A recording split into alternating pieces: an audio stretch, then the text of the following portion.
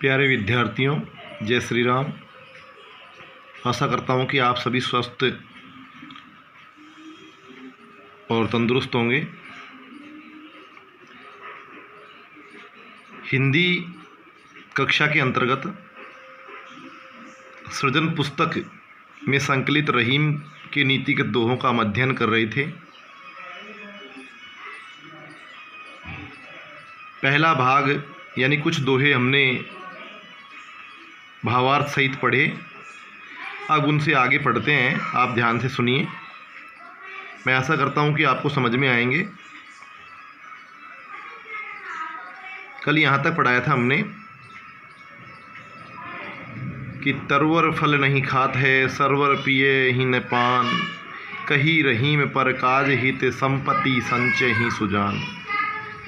कि अर्थात पेड़ कभी अपने फलों को नहीं खाता है और सरवर कभी अपने पानी को नहीं पीता है। वह तो दूसरों के हित के लिए सृजन करते हैं। रहीमदास जी भी यही कहते हैं कि जो सज्जन लोग होते हैं, जो संत लोग होते हैं, जो भले लोग होते हैं, वो दूसरों के हित के लिए अपनी संपत्ति का संचय करते हैं। अगला है, थोथे बादर क्वार के ज्यों रहीम गहरात, धनी पुरुष निर्धन भय करे पाछली बात। अर्थात जो क्वार का महीना होता है, जो अश्विन का महीना होता है, जो बरसात का आखिरी महीना है, उसमें बादल केवल उमड़ घुमड़ करके ही आते हैं। वो पानी बरसाते नहीं हैं, खाली होते हैं। ठीक उसी प्रकार ऐसे मनुष्य जो कभी पिछले समय में धनवान रहे थे और इस समय निर्धन हो गए हैं, वो अपने पिछले धन की ही बात करते हैं और इस समय कोई कर्म नहीं करते हैं। इसलिए हमें अब कर्म करना चाहिए, पीछे की बातों को नहीं करना चाहिए। अगला है, रहीमन आंसुआ नैन ढरी, जिये दुख प्रगट करे, जाहि निकारो गेहते, कसन भेद कही दे। रहीमदास जी कहते हैं कि हमें आपस में परिवार में मिलजुल करके रहना चाहिए और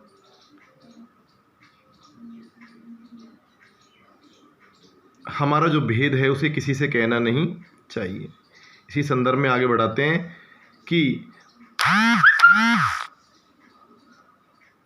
आंखों से गिरने वाला आंसू मनुष्य के हृदय का दुख अपने आप प्रकट कर ही देता है। रहीमन आंसुआ नैन डरी, रहीमदास जी कहते हैं आंसुओं से गिरने वाला आंसू जिए यानी हृदय का दुख प्रकट कर ही देता है। अर्थात आंसू अपनी व्यथा को अपने आप कह देते हैं। जाहि निकारो गेहे थे, और यदि हम अपने में से किसी एक को घर से निकाल देते हैं, कस ने भेद कही दे, तो भला क्यों नहीं वह अपना भेद किसी से कहेगा। अर्थात वह बाहर जा कर के हमारा भेद किसी न किसी से कह देगा। इसलिए हमारे हृदय के भेद को हमें किसी से कहना नहीं चाहिए। अगला है, रहीमन निज मन की विथा, मन ही राखो गोय, सुनी अठ ले हैं लोग सब बाँट न ले ही कोय। रहीमदास जी कहते हैं कि हमें अपने मन यानी मन की व्यथा यानी व्यथा को मन ही राखो गोय, मन में ही रखना चाहिए।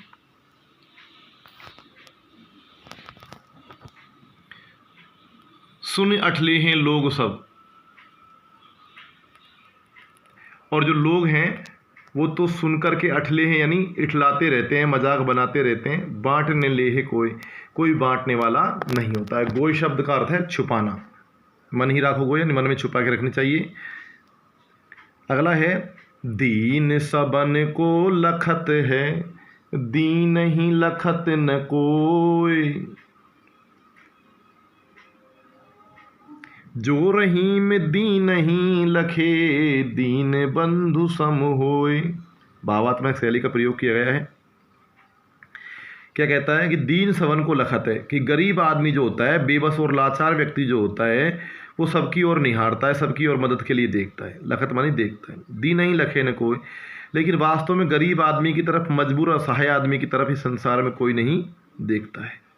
जो रहीम दीन नहीं लखे, रहीमदास जी कहते हैं कि जो दीन यानी गरीब व्यक्ति की मदद करता है, उसकी ओर देखता है, दीन बंधु सम होए, वह दीन बंधु अर्थात दीनों का सखा परमात्मा के समान होता है। नीतिगत और दृष्टांत वो भावात्मक शैली है। अगला है, दोनों रहीमन एक से जब लऊं बोलत नाही, जान परत है काके पिके ऋतु बसंत के माही। रहीमदास जी कहते हैं कि रंग के एक जैसा होने से व्यक्ति गुणहीन और गुणवान नहीं बनता, यह सब तो उनके कर्मों पर निर्भर करता है।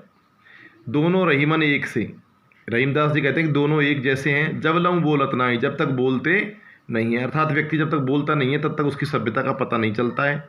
जान परत है काक पिक ऋतु बसंत के माई, कि जब बसंत ऋतु आती है अर्थात जब अवसर आता है तब ही पता लगता है कि कौन काक है और कौन कोयल है। अर्थात गुणहीन और गुणवान व्यक्ति का पता केवल शकल देखने से नहीं लगता, यह उस समय पता लगता है जब उसकी ज़रूरत होती है, मौका आता है। अगला है, बड़े बड़ाई ना करे, अरे बड़ों ने बोले बोल, रहीमन हीरा कब कहे रे भाई, लाख टका मर मोल। रहीमदास जी कहते हैं कि बड़े जो व्यक्ति होते हैं, जिनको कोई पद प्रतिष्ठा प्राप्त हो जाती है या संपन्न होते हैं, उन्हें कोई बड़े बोल नहीं बोलने चाहिए, समझदारी दिखानी चाहिए। रहीमदास जी कहते हैं कि हीरा बाजार भाव में अमूल्य होता है, लेकिन उसके बावजूद कभी वो ये नहीं कहता कि मेरा मूल्य लाख टका है, लाखों रुपया है।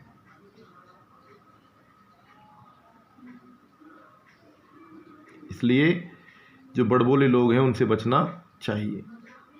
अगला है कि बिगड़ी बात बने नहीं, लाख करो किन कोय, रहीमन फाटे दूध से रे भाई, मथे न माखन होए।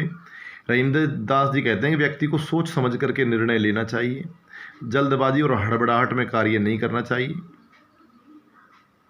क्योंकि एक बार जब बात बिगड़ जाती है तो लाख करो किन कोय, कि लाख उपाय करने पर भी वो सुधरती नहीं है। कैसे?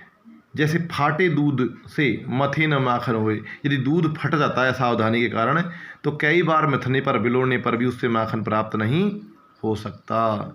इसलिए हमें समझदारी के साथ कार्य करना चाहिए। दृष्टांत अलंकार है, विपत्ति भये धन ना रहे, रहे जो लाख करोड़, नभ तारे छिपी जात हैं, जो रहीम भय भोर। रहीमदास जी कहते हैं कि जब कभी संकट आता है, विपत्ति भय धन ना रहे, रहे जो लाख करोड़, कि जब संकट आता है तो चाहे लाखों करोड़ों रुपया हो वह भी समाप्त हो जाता है। यदि व्यक्ति के बुरे दिन आए, संकट का समय चल रहा होता है, तो लाखों करोड़ों इकट्ठा किया हुआ रुपया भी समाप्त हो जाता है। कैसे? नभ तारे छिप जाते हैं, जो रहीम भय भोर। रहीमदास जी कहते हैं जैसे सूर्य उदय होने पर आसमान में चमकने वाले तारे समाप्त हो जाते हैं, छिप जाते हैं, ठीक वैसे ही लाखों करोड़ों रुपया भी एक दिन खत्म हो जाता है जब उनका बुरा समय आता है। ठीक है। अगला है कि मांगे घटत रही मैं पद, कितऊं करो बड़ी काम, तीन पैग वसुधा करऊं, तहु बाम नहीं नाम। रहीमदास जी कहते हैं कि व्यक्ति यदि किसी से कुछ वस्तु मांगता है तो उससे उसके पद में गिरावट होती है, उसका पद, उसका ओहदा, उसकी इज्जत घट जाती है, चाहे वो कितना ही बड़ा काम करे, चाहे वो कितना ही पैसे वाला हो। तीन पैग वसुधा करो, तीन पैरों में पृथ्वी को नापने के बावजूद भी तऊ बावनो नाम, फिर भी भगवान श्री हरि विष्णु को लोग बावन के नाम से ही जानते हैं। ये वामन बोलते हैं, वामन अवतार हुआ था भगवान विष्णु का, जिसमें उन्होंने राजा बलि के यज्ञ को विध्वंस करने के लिए तीन पैरों में पृथ्वी को नाप लिया और अंतिम पैर राजा बलि की छाती पे या उसके सिर पर रखा था। बलि और बाली में काफ़ी अंतर है। बलि राजा बलि है जो महाराज सगर के महाराज प्रहलाद के कुल में हुआ था। वहीं राजा बाली जो है वो अंगद के पिता थे। मान सहित विष खाए के शंभु भये जगदीश, और बिना माने अमृत पियो रे भाई राहुर कटायो रे शीस। रहीमदास जी कहते हैं कि व्यक्ति को मान सम्मान की रक्षा करनी चाहिए। मान सहित विष खाए के शंभु भये जगदीश, कि भगवान भोलेनाथ मान और सम्मान के साथ विष पिलाने के बावजूद या विष पीने के बावजूद भी शंभु कहलाए, अर्थात सृष्टि के देव महान महादेव कहलाए। बिना मान अमृत पिए राहु कटायो शीस, जबकि देवताओं के विपरीत राहु था, नामक राक्षस था, उसने बिना मान के, बिना सम्मान, बिना आमंत्रण के अमृत पी लिया था और उसे अपना सिर कटवाना पड़ा। इसलिए हमें वहीं जाना चाहिए जहाँ अपनी मान सम्मान होती हो। अगला है रही मन निज मन, रही मन जीव्या बावेरी, कही गई सरग पताल, आप हूँ तो कह भीतर रही जूती खाल कपात। रहीमदास जी कहते हैं कि हमें सोच समझ करके बोलना चाहिए। जीव तो बावली है, ऊट पटांग बातें करके, इधर उधर की बातें करके, स्वर्ग पाताल का मतलब था ऊंच नीच की बातें या इधर उधर की बातें करती रहती है। आप तो यानी जीव स्वयं तो बेफजूल की या ऊटपटांग की बातें करके मुंह के अंदर चली जाती है। जूती खात कपाल, अंत में परिणाम सिर को भुगतना पड़ता है। इसलिए हमें सोच समझकर कार्य करना चाहिए, बोलना चाहिए। अगला है अमृत ऐसे बचन में रही मन ऋष की गांस, जैसे मिस्री हूँ में मिली निरस बांस की फांस। उदाहरण अलंकार है इसमें निरस बांस की फांस में। और जो शैली है वो एक तरीके से अपन कह सकते हैं कि उपदेशात्मक ही है, भावात्मक पुट दिया हुआ है। और वैसे रहीम के जो दोहे हैं गे शैली में हैं। रहीमदास जी कहते हैं कि यदि कोई व्यक्ति मीठे वचन बोलते समय भी असावधानी के कारण क्रोधपूर्ण शब्दों का प्रयोग करता है या गलत शब्दों का प्रयोग करता है, ऋष यानी क्रोध, गांस यानी गांठ, तो वो गांठ के समान प्रतीत होते हैं, बुरे लगते हैं। जैसे मिस्रियों में मिली, उदाहरण दे रहा है कि जैसे मिस्री में नीरस यानी बेजान, बांस यानी बांस, फांस यानी फरसट, उसकी बांस की जो छोटी छोटी लकड़ियाँ या तिनके अथवा धागे होते हैं वो व्यक्ति को अखरते हैं। कि जैसे मिस्री में मिली हुई बेजान बांस की फरसटें, फांस, लकड़ियाँ व्यक्ति को अखरती हैं, ठीक वैसे ही अमृत तुल्य वचन, चाहे कोई भले ही कितना ही बोले, लेकिन इसमें क्रोधपूर्ण शब्दों का प्रयोग वर्जित है, गलत लगता है। ठीक है, एक बार फिर सुन लीजिए आप। उदाहरण अलंकार है, आज भले ही मिस्री में बांस की फरसटें नहीं आती हों, लेकिन अब धागे आते हैं तो हम धागे ही माने। कि जैसे मिस्री में मिली निरस बांस की फांस, जैसे मिस्री में बेजान बांस के टुकड़े अखरते हैं, ठीक उसी प्रकार यदि कोई व्यक्ति अमृत तुल्य वचन बोलता हो, लेकिन गलती से यदि उसमें क्रोधपूर्ण वचन निकल जाएं तो वो हमें अखरते हैं, गलत लगते हैं। ठीक है। अब बेटा ये मैं आपको प्रश्न शो कर रहा हूँ, ये प्रश्न सभी आपको याद करने हैं। इसके अलावा ये जो प्रश्न हैं